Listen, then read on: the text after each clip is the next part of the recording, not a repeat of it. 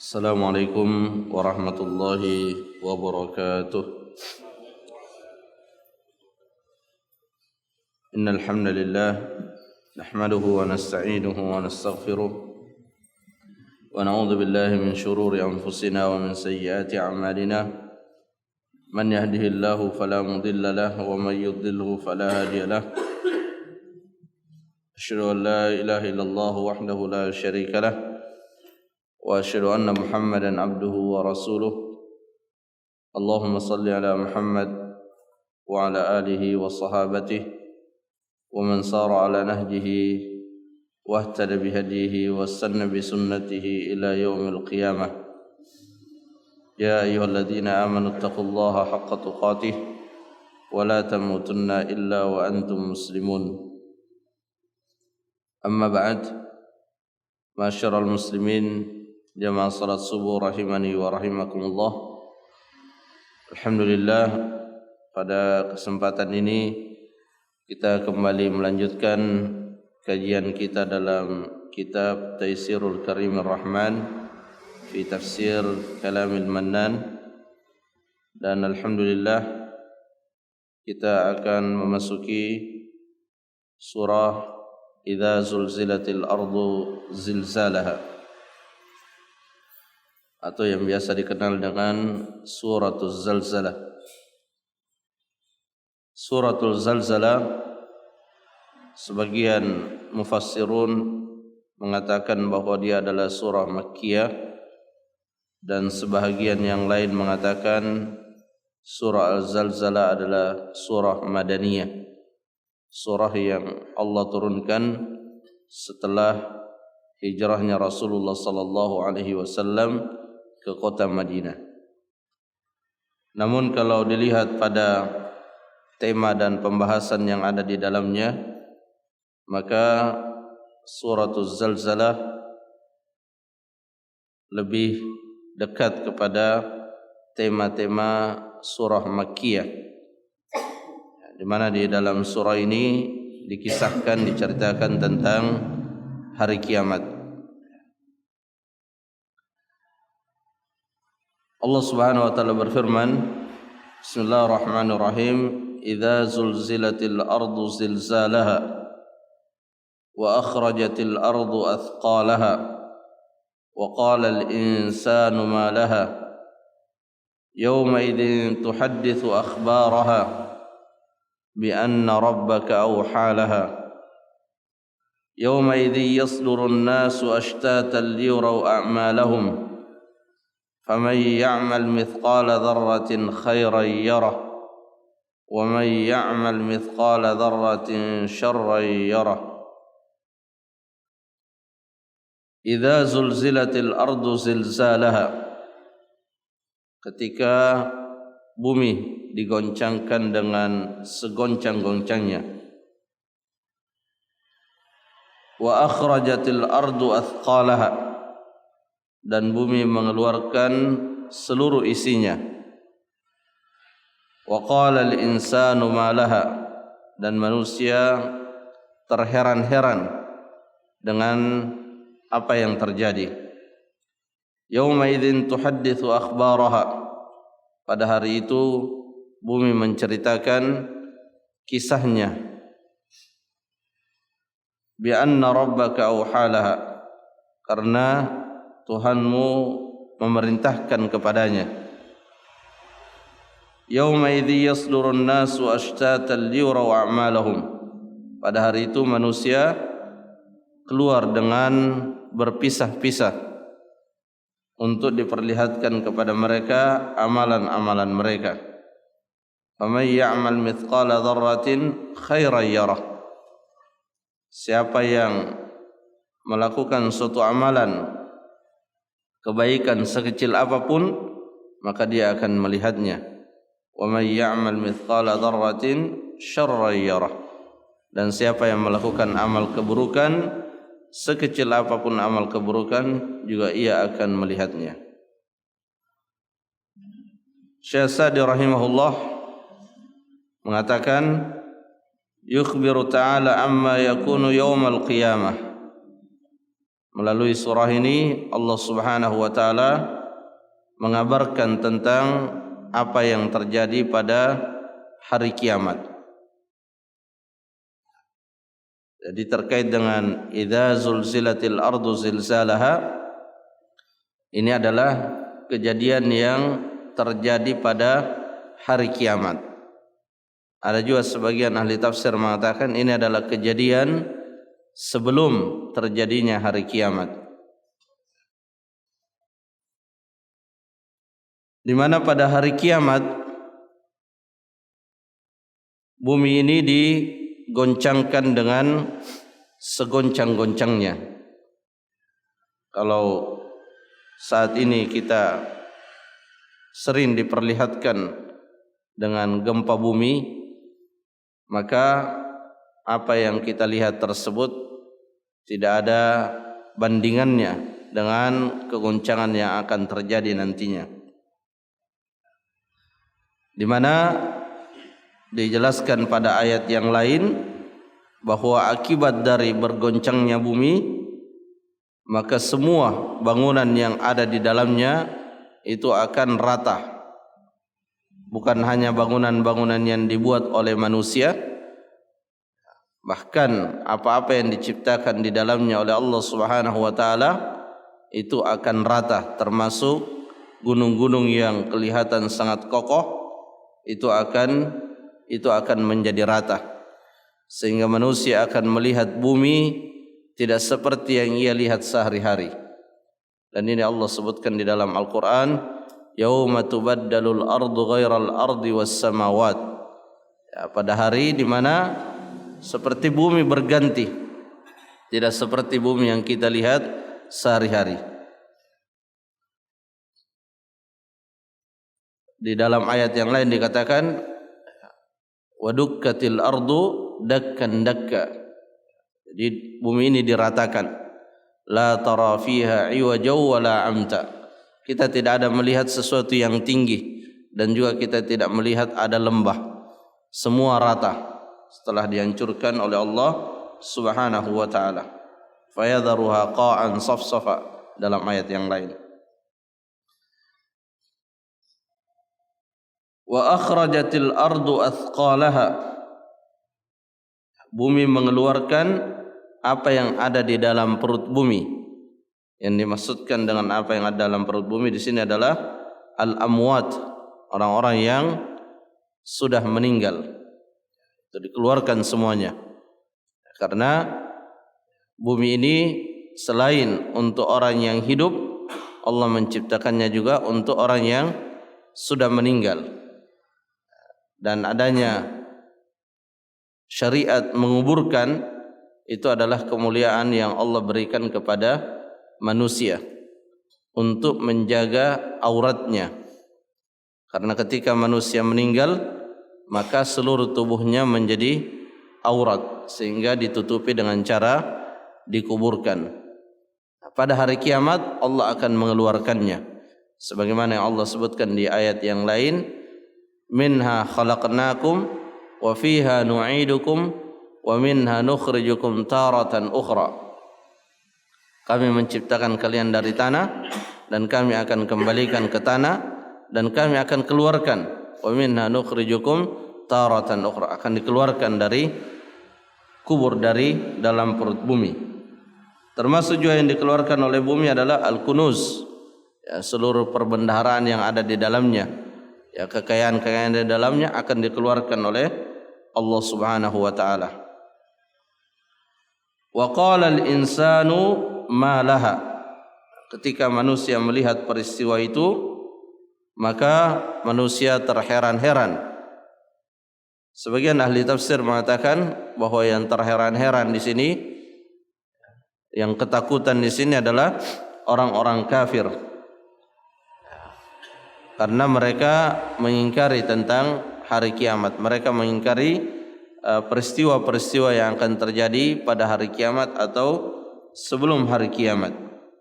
Mereka bertanya-tanya, apa yang menjadikan bumi seperti itu? Yauma idzin tuhadditsu, pada hari itu bumi berbicara, ya, bumi menceritakan. Para ahli tafsir mengatakan bahwa bumi memang berbicara.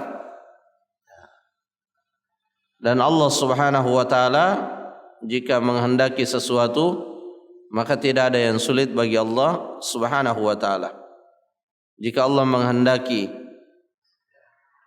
makhluk-makhluknya yang di dalam kehidupan dunia ini seperti tidak bisa berbicara, tapi jika Allah menghendakinya berbicara, maka dia akan berbicara. Seperti di dalam ayat yang lain,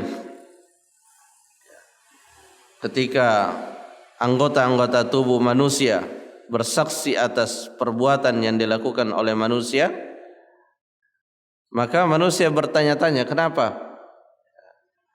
Ya, kenapa telinga bisa berbicara? Kenapa hidung bisa berbicara? Kenapa mata bisa berbicara? Dalam Al-Quran di sini dikisahkan, ya, panca indera yang berbicara mempersaksikan perbuatan manusia itu mengatakan, antaqanallahu alladzi antaqa kulla syai'. Allah yang membuat kami bisa berbicara, karena Allah lah yang membuat segala sesuatu bisa berbicara. Akhbaraha, ya, kisah-kisahnya, berita-beritanya, yaitu tashhadu 'alal 'amilina bima 'amilu 'ala dhahriha min khairin wa syarr.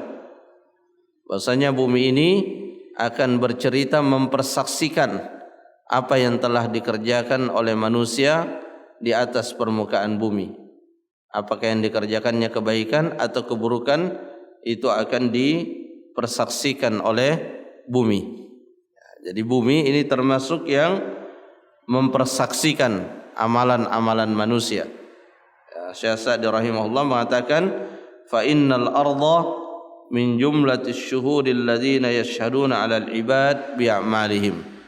Ya, sungguhnya bumi termasuk di antara yang mempersaksikan bagi hamba-hamba atas amalan-amalan yang telah dikerjakannya.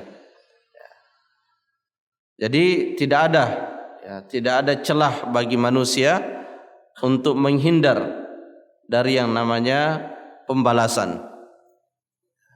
Tidak bisa bagi siapapun untuk mengelabui, karena sangat banyak yang akan mempersaksikan. Apa yang melekat di tubuhnya itu akan menjadi saksi. Di mana dia melakukan perbuatan, yaitu di atas bumi ini, juga akan menjadi saksi. Kemudian tulisan yang ditulis oleh malaikat juga sangat detail, dan itu juga akan mempersaksikan. Makanya Allah Subhanahu wa taala mengatakan, Iqra kitabak kafa bi nafsika al-yawma 'alaika hasiba. Baca catatan amalanmu dan cukup bagi engkau yang menghitung dirimu, karena semua sangat jelas dan tertulis dengan sangat mendetail. Bi anna rabbaka awhalaha. Kenapa bumi berbicara, mempersaksikan amalan seorang hamba? Karena Tuhanmu Allah Subhanahu wa taala amaraha. Allah Subhanahu wa taala yang memerintahkannya. Dan tidak ada yang bisa menolak, tidak ada yang bisa mengingkari. Ya, ketika Allah memerintahkan sesuatu, maka makhluk-makhluk Allah akan mentaatinya. Sebagaimana makhluk-makhluk yang lain, gunung, air, api, semua tunduk kepada Allah Subhanahu wa taala. Yang panas bisa menjadi dingin kalau Allah memerintahkan. Sebagaimana pada kisah Nabiullah Ibrahim, api yang sangat panas bisa berubah menjadi dingin. Air yang bermanfaat bisa menjadi bahaya bagi manusia jika Allah memerintahkan. Apa saja yang ada di sekitar kita, kita selalu yakin bahwa semuanya tunduk di bawah pengaturan Allah Subhanahu wa taala. Sehingga manusia memang hendaknya untuk selalu mendekatkan diri kepada Allah Subhanahu wa taala, karena apa yang ada di sekitarnya itu di bawah pengaturan Allah Subhanahu wa taala. Dan tentu tidak ada di antara manusia yang ingin mendapatkan keburukan dari makhluk-makhluk Allah yang ada di sekitarnya. Sehingga kita berusaha untuk selalu dekat kepada Allah Subhanahu wa taala. Bi anna rabbaka awhalaha yauma idzi yasdurun nasu, pada hari itu manusia kembali setelah diputuskan, setelah dihisab, maka manusia akan kembali ashtatan, berpisah-pisah sesuai dengan amalan-amalan yang telah dilakukannya. Ada yang akan masuk ke surga dan ada yang masuk ke neraka. Liyurau a'malahum, mereka berpisah-pisah untuk melihat balasan atas amalan-amalannya. Kalau dia melakukan amalan kebaikan, maka dia akan mendapatkan balasan berupa kebaikan. Melakukan amalan keburukan, dia akan mendapatkan balasan keburukan. Faman ya'mal mithqala dzarratin khairan yarah. Siapa yang mengerjakan amalan meskipun seperti ukuran dzarrah, maka dia akan melihatnya. Dzarrah di sini yang dimaksud, ada yang kadang kita dengar biji dzarrah, ada juga yang mengatakan atom, tapi di dalam tafsir disebutkan bahwa dzarrah di sini adalah sigharun namlah, semut yang sangat kecil yang jika menempel pada tubuh seseorang, orang tidak akan terasa. Itulah yang dimaksud dengan dzarrah di dalam ayat ini, karena inilah yang dikenal oleh orang-orang Arab pada waktu itu. Allah Subhanahu wa taala menurunkan ayat Al-Qur'an dengan lafaz-lafaz yang dikenali oleh bangsa Arab. Dan di antara makna dzarrah itu adalah semut yang sangat kecil. Dan ini adalah bentuk perumpamaan dari Allah Subhanahu wa taala bahwa sekecil apapun amalan itu seseorang akan melihat, seseorang akan melihatnya, akan mendapatkan hasilnya. Kalau dia kebaikan, maka pasti dia mendapatkan hasilnya kalau dia mengerjakannya dengan ikhlas. Tapi kalau keburukan, dia bisa melihat dan mendapatkan hasil dari keburukannya, bisa juga tidak kalau Allah Subhanahu wa taala mengampuninya. Dijelaskan oleh Syekh Utsaimin rahimahullah, kalau tidak diampuni maka dia akan melihat keburukan itu, meskipun hanya sebesar seperti dzarrah, dia akan melihat, dia akan merasakan akibatnya kalau tidak diampuni. Wa may ya'mal mithqala dzarratin syarran yarah. Siapa yang melakukan keburukan sekecil apapun, dia akan melihatnya. Syekh Sa'di rahimahullah mengatakan, wa hadza syamilun amun lil khairi wasyarri kulli. Apa yang disebutkan di dalam ayat ini berupa kebaikan dan keburukan, ini mencakup seluruh kebaikan dan mencakup seluruh keburukan. Apa yang dimaksud kebaikan? Ya, kebaikan adalah seluruh yang diperintahkan oleh Allah dan Rasulnya, itulah kebaikan.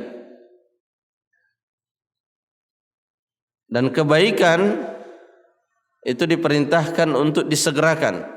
Ya, ketika terbesit keinginan di dalam diri kita untuk melakukan kebaikan, maka secara asal kita diperintahkan untuk menyegerakan pelaksanaannya. Allah berfirman, fastabiqul khairat, berlomba-lombalah dalam kebaikan. Orang yang berlomba itu orang yang bersegera. Kenapa bersegera? Karena ketika tidak disegerakan, maka bisa tertunda, dan ketika tertunda bisa gagal untuk diwujudkan kebaikan tersebut.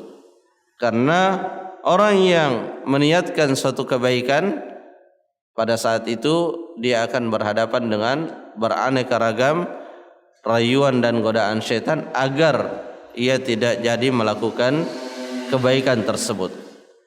Jadi kebaikan yang dimaksud adalah kebaikan berupa perintah-perintah Allah Subhanahu wa taala, baik itu yang hukumnya wajib ataupun yang hukumnya sunnah. Itulah ukuran kebaikan kalau diperintahkan oleh Allah dan Rasulnya. Jadi bukan ukurannya apa yang dianggap manusia kebaikan maka itulah kebaikan, tidak. Tapi semua yang dianggap oleh manusia kebaikan hanya bisa dipastikan bahwa itu adalah kebaikan kalau kita telah memastikannya bahwa itu diperintahkan oleh Allah dan Rasulnya. Untuk mengetahui sesuatu itu diperintahkan oleh Allah dan Rasulnya, maka rujukannya hanya dua saja, Al-Quran dan hadis Rasulullah sallallahu alaihi wasallam, dan yang dijelaskan dengan perbuatan para sahabat Rasulullah sallallahu alaihi wasallam. Karena sahabat Rasulullah tidak mungkin bersepakat meninggalkan satu perintah. Kalau ada perintah maka pasti ada di antara sahabat yang mengerjakannya. Sehingga tiga hal ini tidak bisa dipisahkan. Quran, sunnah dengan amalan dan perbuatan para sahabat Rasulullah sallallahu alaihi wasallam. Nah, sekecil apapun kebaikan itu maka akan kita dapatkan hasilnya. Dan sekecil apapun kebaikan itu akan memberikan pengaruh baik pada diri kita di dunia dan di akhirat.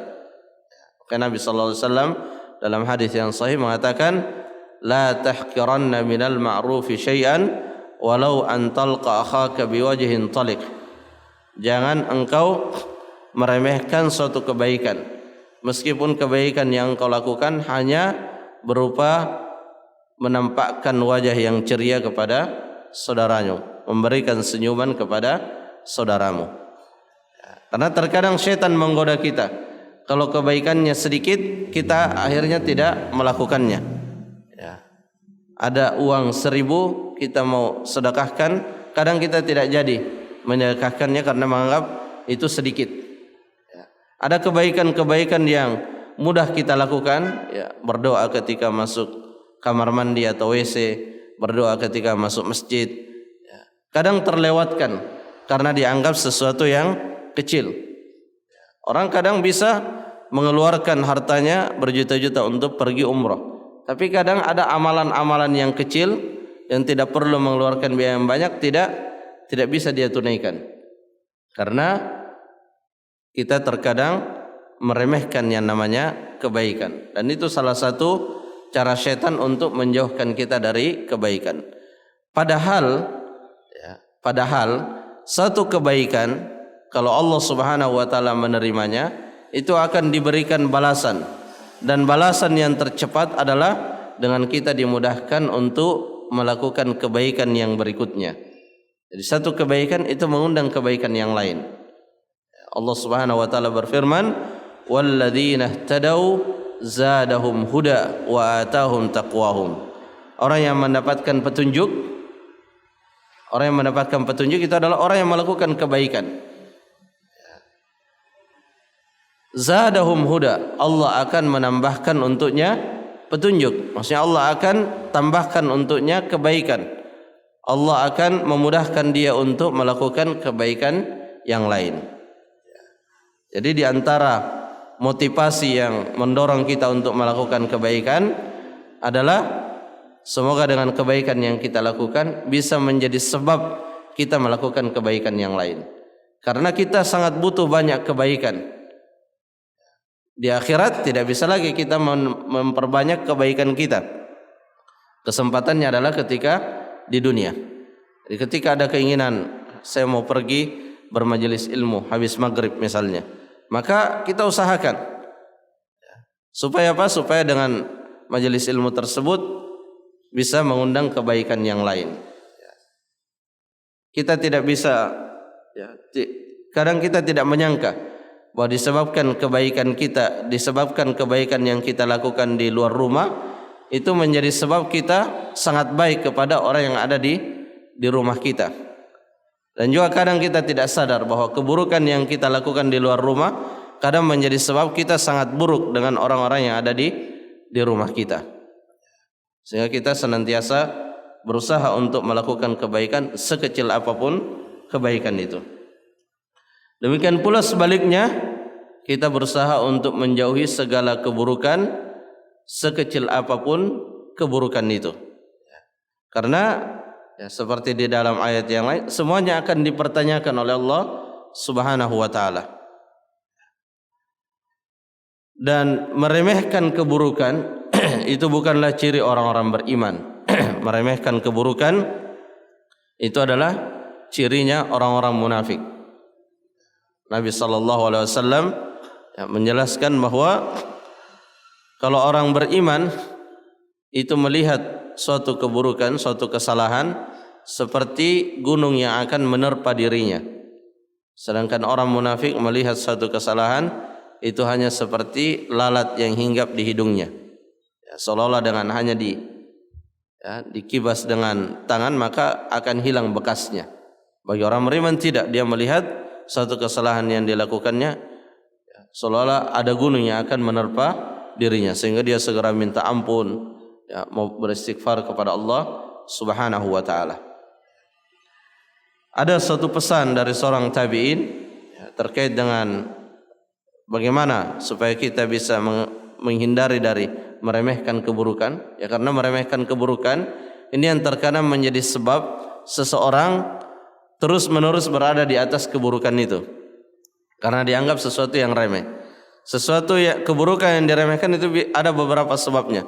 Bisa karena banyak orang yang melakukannya, karena banyak yang melakukan maka dia menjadi diremehkan. Makanya kita tidak boleh menceritakan. Salah satu sebab kenapa kita tidak boleh ghibah, kenapa kita tidak boleh menceritakan keburukan orang lain, karena kalau diceritakan keburukan itu akan menyebar sehingga orang akan mudah melakukannya. Kalau dia melakukannya, dia akan merasa biasa-biasa saja, toh yang sana juga melakukannya. Makanya keburukan dalam Islam itu asalnya ditutupi, terutama yang berkaitan dengan zina ataupun yang lainnya. Itu asalnya ditutupi. Karena kalau zina menyebar, maka orang akan mudah dan menganggap itu sesuatu hal yang biasa saja. Dan itu kita bisa lihat di negara-negara barat. Itu biasa sekali kalau sudah punya 4 anak ternyata belum menikah. Itu sesuatu yang biasa. Tapi di tempat kita itu masih menjadi sesuatu yang tabu. Tapi kalau terus diberitakan, diinformasikan, maka dia akan menjadi sesuatu yang biasa. Jadi itu penyebabnya, kenapa keburukan itu dianggap biasa, karena dilakukan oleh banyak orang. Dalam hadis tentang azab kubur dikatakan, wa ma yu'adzabani fi kabiratin. Dia tidak disiksa dengan sesuatu yang besar. Maksudnya tidak disiksa dengan sesuatu dosa yang dianggap besar oleh manusia. Dia disiksa oleh dosa yang diremehkan oleh manusia. Apa itu? Tidak berhati-hati ketika buang air kecil. Kita bisa melihat dengan mudahnya sebagian orang itu kencing, parkir mobilnya atau motornya, turun, kencing begitu saja, tidak peduli ada tempat bersuci atau tidak. Dan itu dianggap sesuatu yang biasa. Nah, ada satu pesan dari seorang tabi'in, agar kita terhindar dari meremehkan keburukan. Dia mengatakan, la tanduru ila sigharil khatiyah. Janganlah engkau melihat pada kecilnya dosa. Karena memang kalau dosa dibandingkan satu dengan yang lainnya, kita mengenal ada dosa besar dan ada dosa kecil. Ada syirik, ada yang selain syirik, ada dosa besar yang ada ancamannya secara khusus di dunia atau di akhirat, dan ada juga dosa yang tidak disebutkan ancamannya secara khusus. Kita diperintahkan untuk tidak melihat ke situ. Walakin undur ila 'azamati man asait. Tapi engkau melihat kepada siapa engkau berbuat dosa. Jadi kita jangan terjebak dalam melihat oh ini dosa kecil, tapi kita lihat kepada siapa kita berbuat dosa, yaitu kepada Allah Subhanahu wa taala. Ya, kalau di kehidupan dunia kita takut melakukan pelanggaran ya, di kantor kita, pada atasan kita atau pada orang tua kita, maka berbuat dosa itu sesungguhnya kita berbuat dosa kepada Allah Subhanahu wa taala. Itu yang kita lihat. Dan semakin seorang mengenal Allah, maka semakin mengerti kemahabesaran Allah.